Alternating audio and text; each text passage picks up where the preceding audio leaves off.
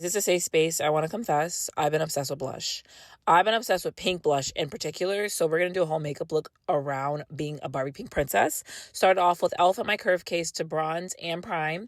Then I went into my Juvia's Place palette for the pink shade. Comes to a blush application, I'm always going to do the Painted by Esther technique because it has never failed me. It has never failed me. And my blush always looks impeccable by the end because there's so many layers that you're adding on that it doesn't look too like chiseled. It's just like all seamlessly blended. I went in with my NARS for my concealer and then sprayed my Fix Plus. I usually wait like a second before I actually go in and blend, but when I do, my face is already stuck.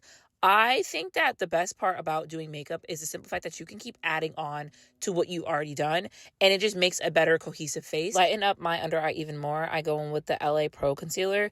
That's like a holy grail. If you know, you know. Back in the day, that used to be like the top concealer. After I put my second layer of blush on before I do my powder, and this is just to make sure, again, it's all blended. And I also go back in with my bronzer. I use this orange brush like 50,000 times throughout my makeup because this is what keeps my face from having harsh lines. And that is by Real Techniques. I felt like doing my eyebrows, but I usually don't. For some odd reason, I hate how I look with like really done eyebrows. It's time for powder. This is my second favorite step after blush. I'm going in with Laura Mercier's translucent powder first, and then I go with my Fenty Beauty.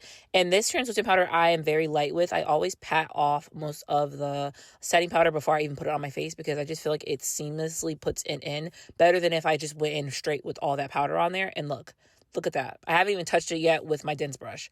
And then I wipe it off and I go in again with more blush because then before I put my last layer on, which is more my skin tone, the Fenty Beauty one, I want my blush to be really, really set nicely. And now I go back in with my Fenty Beauty. Many steps, but I promise you, the more you like layer on your makeup, the seamless it becomes.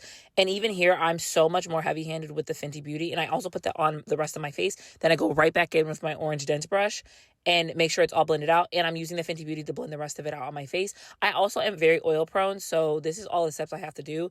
Also, I don't know what the rest of the footage that I had happened to, but this is what it came out like. I was very impressed with this makeup this day. I got so many compliments, so that's how I know I did it. And if we really want to be real and give you the tea, I forgot to even put foundation on.